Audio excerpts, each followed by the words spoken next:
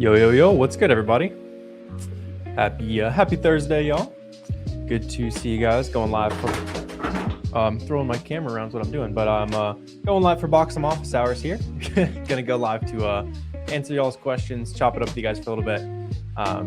Want to hear how business is going for everybody, and then tonight at 7 p.m. Eastern, we're also doing a free workshop for all you guys. So if you've been wanting to just understand how selling on Amazon works and kind of source products with people who are actually doing this stuff, we're gonna be hopping on Zoom, breaking down basically the whole game plan, sourcing products, showing you some stuff that's not on YouTube anywhere as well. So make sure you guys are on the workshop tonight if you want to kind of start hitting those Amazon goals and stuff like that.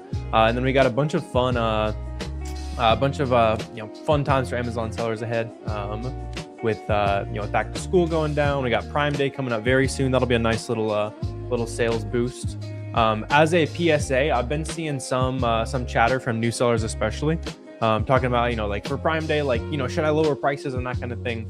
Let Amazon be the one to offer the deals and private label sellers be the one to offer the deals, because that's going to bring a bunch of people to Amazon, and then we're able to kind of clean up on the amount of new people that are on the platform, or just extra people that are on the platform those days.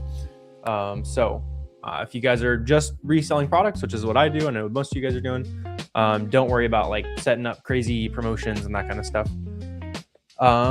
What's up? Zilly says there are Boxem promo codes. So just you can get it for free for 2 weeks. So that is the promo. So go try it out for a couple weeks there. Try out the ungating tool. There's also the AI. So a lot of people, when they're getting started, you need some help, right? Understanding the basics. So that's where the AI on Boxem is super helpful. It's not just making stuff up like a lot of default models are. It's actually trained on a real knowledge and stuff like that. What's up, Whit? You said, when you look for manufacturers on Alibaba, does the product have to be exact? So I don't buy anything from China. And I wouldn't suggest buying anything from China until you are until you already have a successful business selling things that already sell, right? You don't need to skip to step 100 just because there's already so many products on the platform that sell well, and we can buy at big retailers or buy from big wholesalers and stuff like that, right? Private label can be great, but I just wouldn't do that right away. I've just seen way too many people end up losing a bunch of money, losing their account, that kind of thing. What's up? Manuel said, you've been trying to appeal an IP complaint, but keep getting rejected. You probably just need to add more detail and stuff like that. Same goes for anytime you're submitting any kind of information to Amazon. Try to call them or email them at the very least and ask what they don't like about what you're submitting as well. Just keeping in mind that it's totally normal to have to submit documents, whether it's ungating or IP complaints and that kind of thing, multiple times. I got a lot of AI reviewing stuff that's not actually doing a great job right now. So you can kind of keep that in mind. You're not necessarily doing anything wrong. I would probably just keep the ball rolling there and try to add as much info as possible, especially when it comes to IP complaints and stuff like that. Try to show the proof of when you bought the item, show the proof of when it actually showed up at your house. With account health issues, it also helps if you can grab a screenshot from the brand that you're selling. A lot of times they'll list people who are authorized to sell their products, and usually be a big list of retailers. So see if your retailer that you bought it from is on that list. That can help as well, just to prove that you bought authentic inventory, basically, because that's all they're looking for, is making sure that you're not buying a bunch of fakes or something like that and trying to pass it off as real products. That's where a lot of people get in trouble. What's up, Max? He said, shopping at local stores still okay? You're always shopping? Then yeah, that would be a good place for you to start then, for sure. So you'll go to TJ Maxx or Marshalls or Ross, something like that. I did a daily series on this the other day, just kind of as a personal challenge. My Amazon business is buying stuff online, just because I see it to be a little more scalable, but you can definitely find stuff in stores as well. It's kind of the easier place to learn, and then scaling by buying stuff online instead. So next time you guys are out of the store, like Max, you said you go shopping a lot, pull out SellerAmp is the app. You can use it for free for 2 weeks, and then it'll show you how fast things sell on Amazon, what they sell for, that kind of thing. Yeah, you can kind of just get a general feel for things. What's up, Terry? Appreciate you. Let's see. Um, how can you update the managed sourcing costs when it comes to bundles?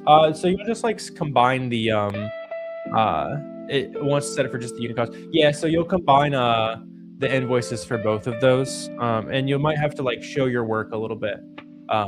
You're probably in the weeds though. If you're like you're definitely in the weeds if you're talking about like managing sourcing costs. So that's awesome. But yeah, you can just like combine the invoices. You can even make like a quick PDF that explains a couple sentences like what is in the bundle and here's your invoices and that kind of thing. Talia said, what do you resell? Anything that's profitable is the short answer. But whatever I'm buying by the day is going to depend on what's cheap, right? So some days there's going to be a bunch of sales on like websites that sell vitamins or clothes or school supplies or craft supplies, right? Stuff like that. And then based on what's cheap, so like for example, let's see, is it going on today? Haven't looked yet today. Like for example, okay, so Michael's, for example, has a 25% off sale today. Not one of their best, but I have seen there's some profitable stuff on that. So what you could do is you could plug in craft supply brands that you see on Amazon into SellerAmp Advanced Search, and then you can basically filter all of those products down. Let's say like Cricut, for example, is a popular craft brand that Michael sells, and there's a coupon there today.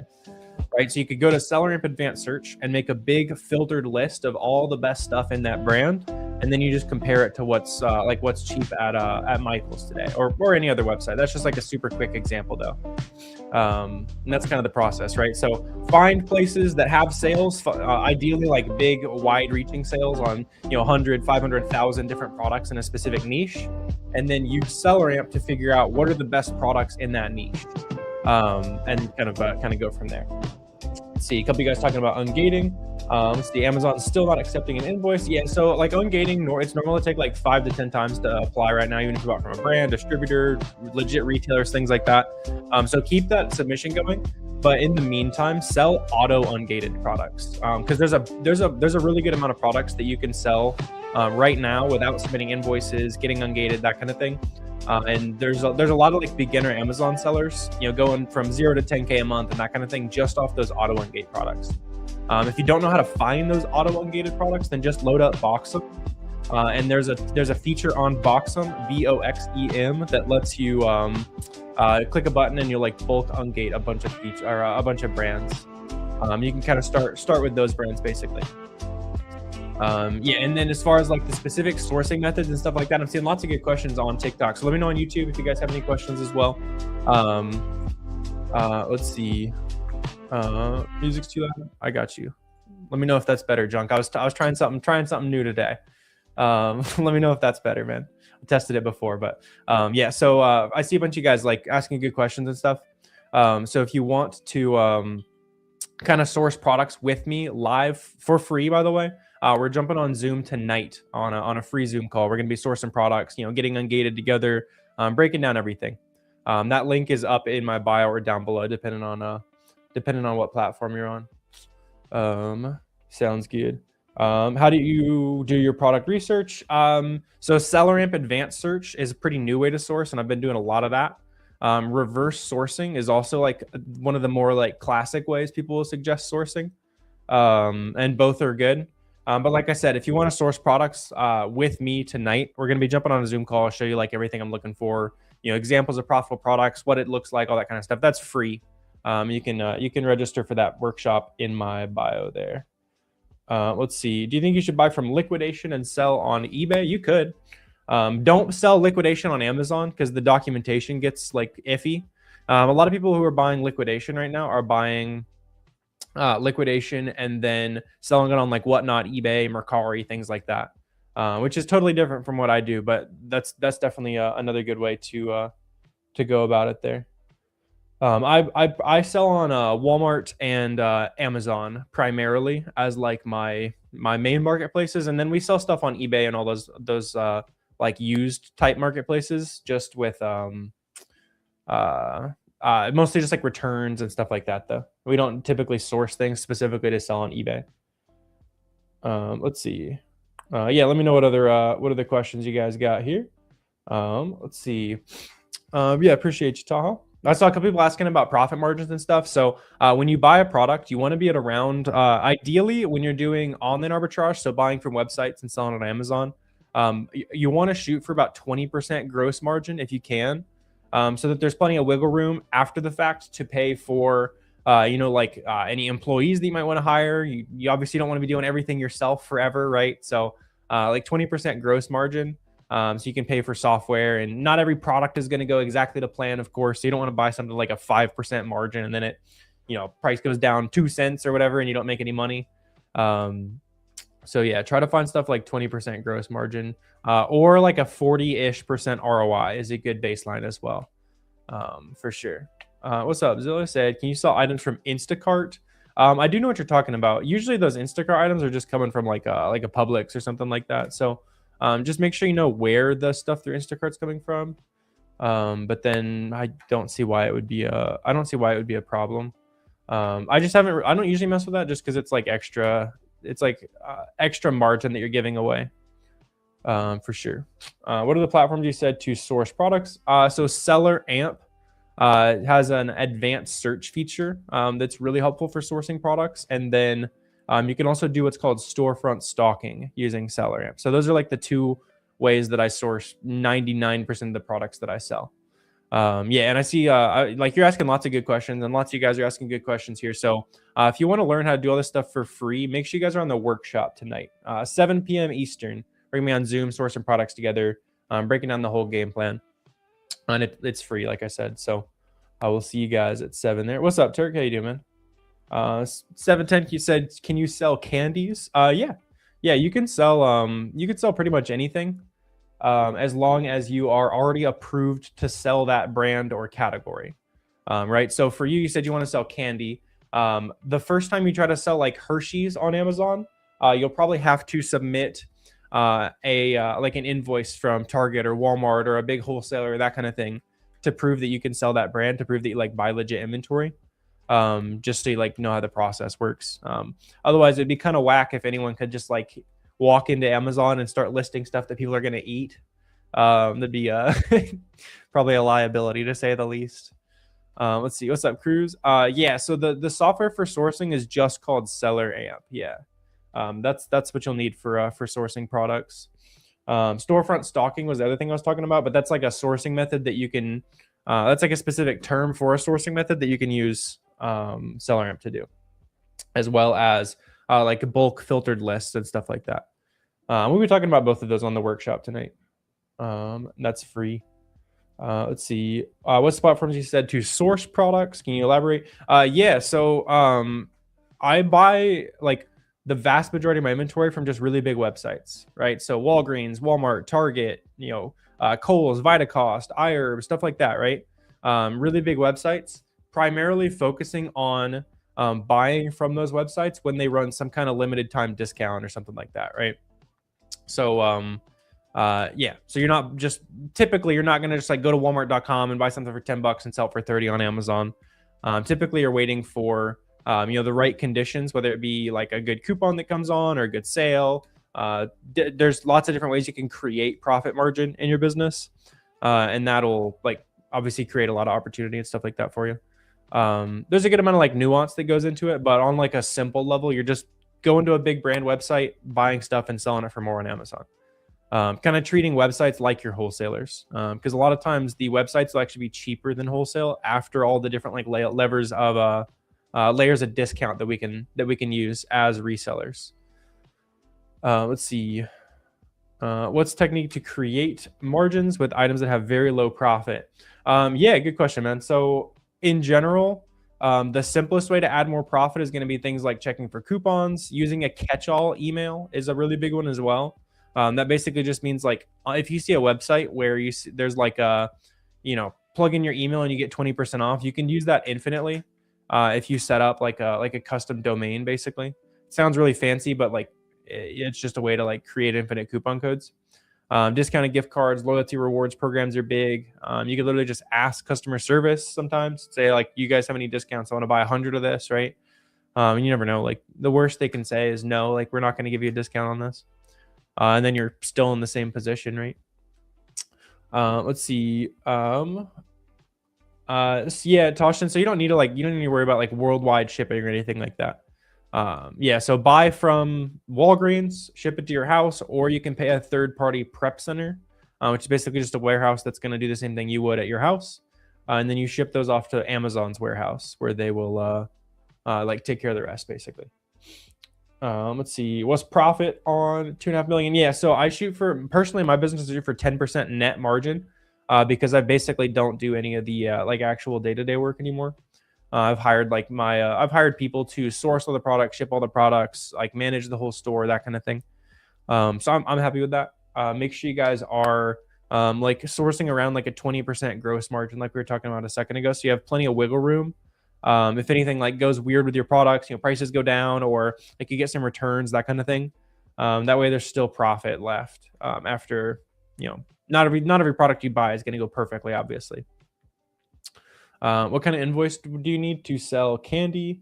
So like, yeah, I mean, anytime you want to get approved to sell a new brand, you'll just buy it from like Target.com or a big wholesaler or the brand themselves. Those are all like viable places, legit websites, legit wholesalers, or directly from the brand.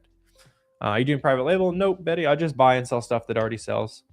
Yeah, there's like, so like to give you a little bit of like of an idea of how much opportunity there is in reselling. Right now, there's like 700,000 products listed on Amazon that sell well. The brand doesn't sell. Amazon doesn't sell.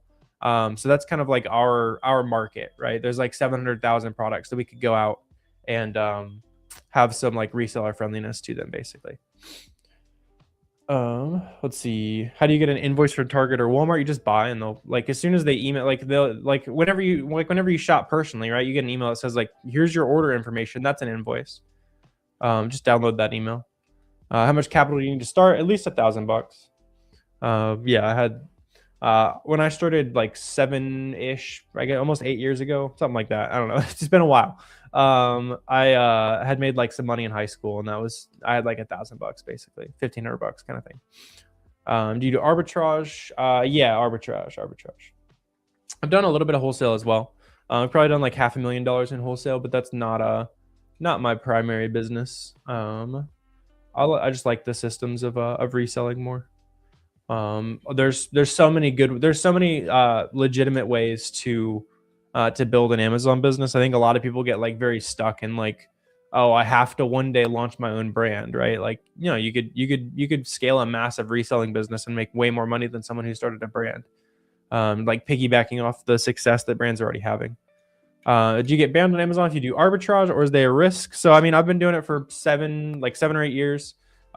We've had multiple times where Amazon's like, hey, we need documentation to prove that you buy this stuff from legit sources. We're buying stuff from websites, so I upload that. Amazon's like, you're good, right? So that, to me proves that they are, I know there's a lot of people online that'll say like, oh, you can't buy from websites and that kind of thing.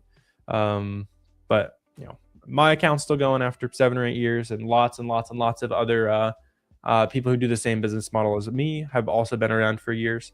What you don't see, however, and this is where you can kind of just prove through like evidence, right?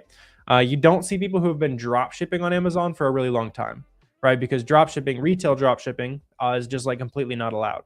So you never really see someone who's been retail drop shipping on Amazon for a long time, because they like Amazon will ban them. However, you do see people who have been doing arbitrage for a long time. Let's see. IP's being rejected on the grounds that you're not authorized to sell and due to lack of authenticity. I mean, just keep submitting, man. Also, if it's an IP complaint, it's not gonna like be a huge deal. That's the other thing. Like with Amazon, you pretty much always have like some random account health or something like that going on. Just do your best to remove every possible account health issue. So that if they're being like super picky on one of them, it doesn't really matter. Let's see. Why are a lot of popular name brands not selling directly on Amazon? Because it's a lot of work. I mean, there's like an entire industry of people who just, do what I do, right? Buy and sell and fill in the gaps in the marketplace and that kind of thing. Some brands do sell on Amazon. Most of the time they have to have like a dedicated department or something like that. And sometimes they just don't want to mess with it. So it depends on the brand. But yeah, and I've seen it, like I've been doing this for a while now, so I've seen it over and over again where you'll see like a certain brand starts to sell their own products on Amazon, and it looks like there's less opportunity going on, but then new brands are constantly popping up too, right? So those new brands that are constantly popping up consistently like replenish that opportunity basically. For sure. What's up, man? Said, if you're based in Spain, is learning wholesale still viable, or is it mainly applicable to the US? So I mean, like, just the concept of being a wholesaler is like, that's been around for a really long time. Same thing as being like a general like a reseller, that kind of thing. Now, obviously, in in the Roman times or whatever, they probably weren't shopping at Walgreens to buy stuff to sell for more. They were walking to wherever and buying it and selling it more in a different city, that kind of thing, right? So yeah, I mean, like, doesn't matter where you're based, man. Like, there's still an opportunity to buy stuff cheap and sell it for more online. I don't know exactly like what good products look like in Spain for you specifically or anything like that, but the processes are all the same, for sure. Yeah, TA, I already answered kind of like profit, but usually I'm shooting for like 20% gross margin, so that after I pay my team that does all the work for me, I want to be at least at like a 10% net margin. And I'll clarify that that's not like you'll see people like, pay me $50,000 and I'll build you a team to run your Amazon store for you. It's not that. Like, it's people I trained and hired myself, virtual assistants, that kind of thing. So that yeah, kind of have that thing just churning away. Let's see, you get confused. You're ungated in some products and you research the product and you're gated for other things. Yeah, so gating is totally normal, right? Like, like I was saying a second ago, like if Amazon just let anyone walk onto the platform and sell food to whoever, that would be potentially pretty risky for Amazon. So all you have to do is just upload invoices from somewhere that's legit, whether it's a wholesaler or a retailer or something like that, just to prove that you buy real inventory. And then always make sure you're keeping good track of the stuff you're buying as well, so that if Amazon ever wants to see proof that you buy real inventory, you'll have it for them. Yeah, how much to start? Like $1,000. I had like $1,500 when I started. That was like my entire bank account. And then the main thing though is like, don't spend money starting a business that you like need to pay rent, right? Like, make sure it's money that you can afford to set aside for a while and afford to lose in a worst case scenario, that kind of thing. And then later down the line, if you have like a ton of capital, then start throwing in that capital for sure. But that's like the flip side. I'll see some people who is like, I have $100,000 to start my business. And how do I spend it all in inventory right away? It's maybe not the smartest thing to do, because it's natural. You're going to make some beginner mistakes and stuff. So, just kind of start slow, buy a couple units of this product, 10 units of this product, that kind of thing. Learn the basics, see what it looks like to make a sale, to get paid for the first time, that kind of thing. And then you're good to go.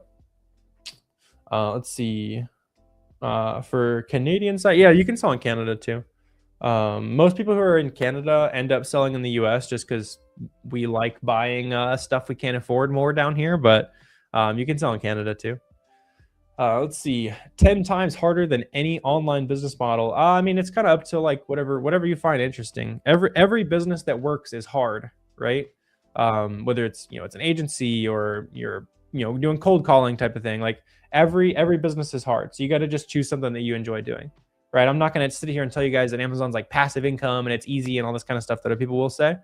But like, if you're willing to put in actual work, I've never seen somebody who puts in legitimate work into growing an Amazon business for 6+ months that does not go on to be like a very profitable seller. However, I do see a lot of people who try it for a week and say it's too hard and give up, and they don't make money, obviously, because they never got through the learning curve. I think that's probably true of every business. I tried like 4 or 5 different random side hustles before I tried Amazon too. It just kind of clicked for me. But the main thing is like, you got to be willing to make basically no money for the first little bit, so that you can collect that reward of making way more money than like you would like going through normal job or however you want to look at it, right? You got to be willing to make nothing now so that you can make a pretty good amount of money later on. Starting a business, being an entrepreneur is all just delaying gratification, basically. Let's see. How long should you wait to get ungated before giving up on a product? There's no reason to give up. Just keep applying. There's no penalty to just continuing to apply there. What's up, Timmy? Said, what categories are the best to start selling? So some of them are auto ungated. So like the vinyl category is auto ungated. That's a place that a lot of new sellers will start. It's kind of an interesting one. Clothing is also auto ungated. So there's a lot of like clothing brands that you can sell right now. But yeah, I mean, the easiest place to start is just going to be whatever brands you can get auto ungated on Boxem. So go to Boxem and run the bulk ungate check. And that'll give you a big list of brands that's like a starting point for you, for your store specifically, that it just ungated for you in real time. And then you can go from there. And there's a bunch of different like sourcing methods and that kind of thing. So if you don't know, if that all sounds like rocket science and you don't know how to source based on those opportunities, I'll see you guys on the Zoom workshop at 7 p.m. Eastern, which is down below or up here, depending on where you're watching. But we're going to be jumping on Zoom, sourcing products, showing you how to get ungated in a ton of products and that kind of thing. Just kind of simplifying that first like 0 to 10K process. And it's free. Let's see. For a beginner, is arbitrage or wholesale better in 2026? I mean, wholesale is like massively more expensive. So you're going to make some really expensive mistakes. I can say that from personal experience because I tried to become a wholesaler like way too fast and ended up buying like thousands of dollars of stuff that like I didn't know how to read the data properly on yet. Plus, even like a lot of big wholesale sellers will still be mixing in some arbitrage to like boost overall profit and then do wholesale on the side to like increase volume. So they serve different purposes. One is not better than the other. They're just kind of different businesses that some people will click better with one or the other. Should you lower prices to make sales even if you lose money, or keep it profitable with almost no sales? It depends on how long you had the item. That's like kind of the age-old question too. So make sure that you have like some basic guidelines for when you're going to start lowering prices if things don't sell. Otherwise, you'll end up just stuck with a bunch of otherwise you'll end up with a bunch of inventory that's just sitting there and you haven't had a lot of success selling, and it's tying up your capital, right? So like for me, if something hasn't sold in a few weeks after I send it in, I'm gonna start lowering prices slowly. And then if it ever gets to 90 days where I haven't made a sale on the product, I'm just gonna make the sale and put my money into something better. Even if it's losing money, the only thing more expensive than sitting on something, or like than like selling something at a loss, is buying something and letting it sit there so that your money's not growing, right? Let's say you buy $100 product, and instead of like selling it for a slight loss and reinvesting it into something better, you let it sit there for 6 months. You just cost yourself 6 months of like 30 to 40% ROI, like compounding on that. How do you do arbitrage in high volume? Just buy more stuff. Like there's some like tactical things that go into the scaling, but yeah, I mean, yeah, buy more stuff, source from more websites. Like yeah, it's fairly straightforward in terms of like scaling it. I think a lot of people don't realize how much stuff you can buy from websites that's actually profitable for some reason. Like my store is like pretty mid-size, and we're just going to websites and spending like 80 to 100,000 bucks a month on inventory. Not physically going to the stores though. I see you're talking about like physically going to the stores. That's much harder to scale. So you can do the same thing just on your laptop at home, doing online arbitrage. So that's what I might look more so into for you if you're like concerned about scaling. Let's see, you made made your first $1,000 in sales thanks to help your videos. Awesome, Jess. That's awesome. Let's everybody got to drop a W in chat or something there for Jess. Let's celebrate that first $1,000 there. That's awesome. Let's see. How long does it take for Amazon to receive your items and send them out for customers to buy? As soon as you send out an FBA shipment, usually like 1 to 2 weeks later, you'll start making your first sales. And then everything will check in like 3 to 4 weeks. What should you do if Amazon deleted a listing you sent some inventory for? If they deleted the listing, there's probably a second listing for it. That's probably why they deleted the first one. So just sell it on the second one. And if not, you can just like sell it on Walmart or something like that. When you have an LLC, is it better to use a resale? I'm not exactly sure what you're asking, Leon, but yeah, like if you have a resale permit, try to use it when you can. I'm a little confused by the question. Most common mistakes beginners make when starting Amazon arbitrage or wholesale.